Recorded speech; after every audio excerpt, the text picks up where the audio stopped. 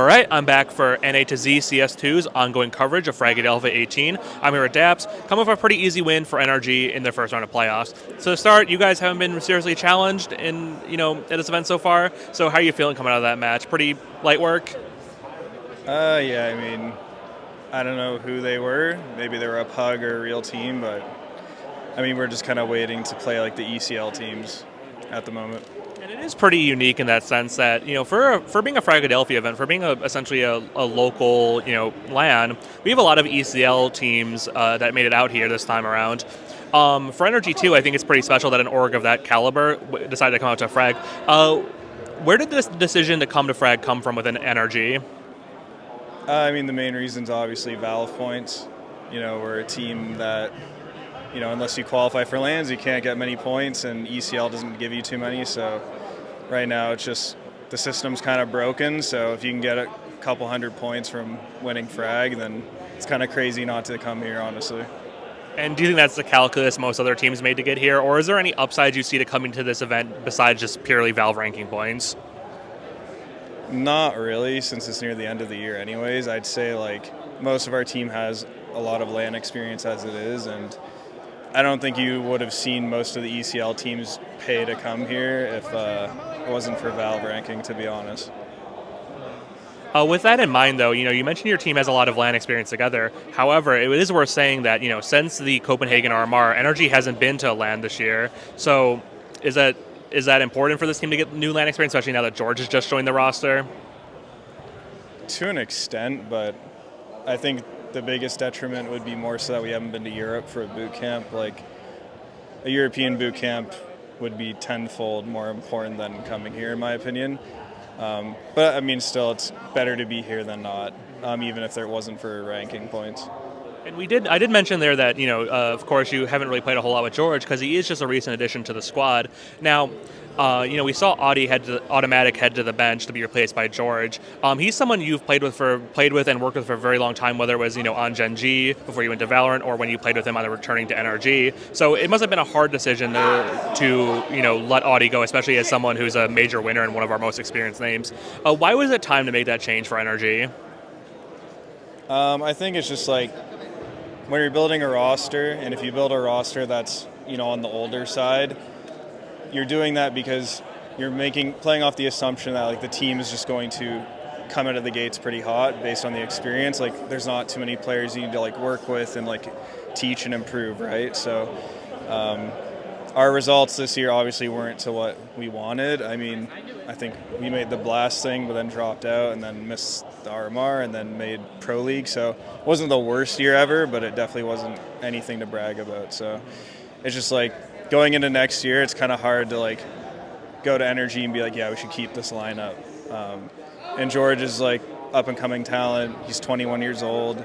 I've been very impressed with him so far. So it definitely is like, it was a move where it's like, it was hard, like you said, it was hard to like kind of decide to get rid of Tim because like he is a hard worker and like puts a lot of time in, but it's just like passing up on Jeorge is sort of a thing I couldn't do, in my opinion.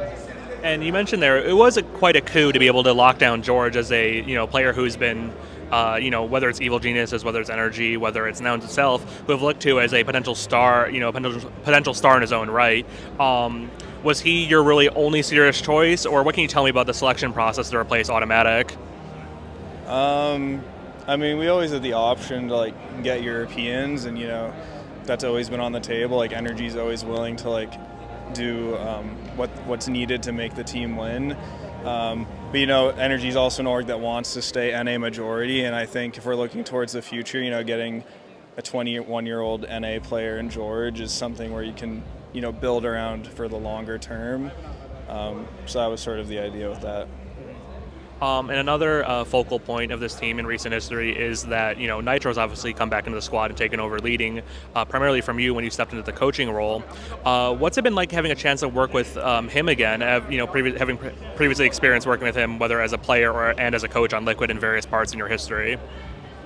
Yeah, I mean, working with Nitro, it's always been like a very smooth process. I mean, I've literally known him since over like 10 plus years at this point. So, I mean, he's just a very like stable, cool head. You know, he's not someone who's gonna like tilt or like get super emotional and have like these huge swings and stuff. Like he's always been pretty stable in most parts. Obviously, there's like some issues with like coming back from Valorant. You know, he has to like get accustomed to the meta again and, you know, find his individual form. But, you know, it's been pretty smooth sailing, I'd say. You mentioned that he's come back from Valorant, having done that now twice, actually. Knowing that Energy does need to do a lot of work to find their way in the space and, you know, challenge teams like M80 and Wildcard. As someone who, you know, has retired, unretired, do you think he's in the right headspace as a competitor to take this Energy team to challenge in 2025? I think so, because he hasn't shown me anything otherwise. You know, if he wasn't putting the effort in and he wasn't even willing to come here, for example, or wasn't willing to do certain things, then, you know, I'd have my concerns. But he hasn't shown anything that would indicate that he's not dedicated and not willing to put the effort in. So. What's your reaction time? We'll wait for that just a second there. Now, with this new roster set heading into 2025, knowing that, you know, you're going to need to perform at a pretty consistent level to keep those VRS points, how confident are you feeling about your chances to sort of take Energy to the next level next year? I mean, I'm feeling very confident. I mean, even when I joined Energy originally, it's like 2017 was kind of a wash for us, and, you know, so it does take time to, you know, get the right pieces and get the right, you know, people who have the right mental for the game. And, you know, it's not something. I mean, some teams find the success quicker and they get lucky with like the 5 people they put together right away. But, you know, it's a process, and, you know, we're on the right track for sure. And you did mention to me before we had a chance to talk that you were actually a Fragadelphia number 5 winner, having done so years ago with, I believe you mentioned, Mnmzzz. Yeah. I can never pronounce the name, but anywho. So. Can you find any meaning in winning another local LAN at this stage in your career as someone who's, you know, seen it all, done it all, who's gone, you know, farther than really anyone here? I'd say it's just, you know, it's nice to kind of come back to the grassroots. I'd say it's like a nice thing. You know, winning is obviously always something that's, you know, fun and exhilarating to a point. Obviously, it's not going to be the same as winning like a huge tournament or anything like that, but, you know, it's nice to be back in a more like original LAN environment, because, you know, these kind of events don't really exist too much anymore, especially having like some good teams come out. And overall, I mean, are you having a good time here at Frag? Or is it good to sort of go back to, you know, hang out with like the youngsters, the people who are just starting their career again? Yeah, it's cool to see. I mean, I don't personally know most people here anymore. Like if it was Fragadelphia back in 2015, I used to know everybody. Yeah, I don't really know many of the players anymore. I mean, I see Rush, I see some of the older guys that I talk to, but I mean, it's definitely cool to see like the next generation come up for sure. And then one more thing before I let you go. So you mentioned, you know, the last generation, the people who have come and gone. Well, we had some people go and come back in the sense that, you know, we have Steele and Scoodle here that weekend. As one of, you know, Canada's premier during your playing career, premier IGLs, pardon me. Are you excited to sort of see Steele come back as well? Do you think he can still make a significant contribution to the game at this late stage?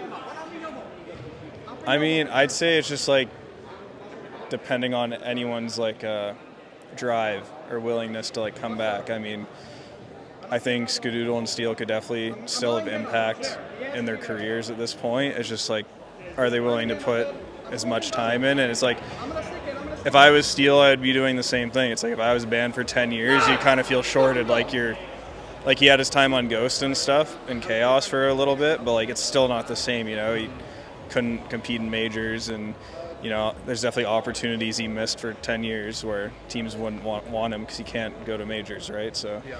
I mean, what he's doing, if he is like fully back and not doing the casting stuff anymore, it's like, it's respectable.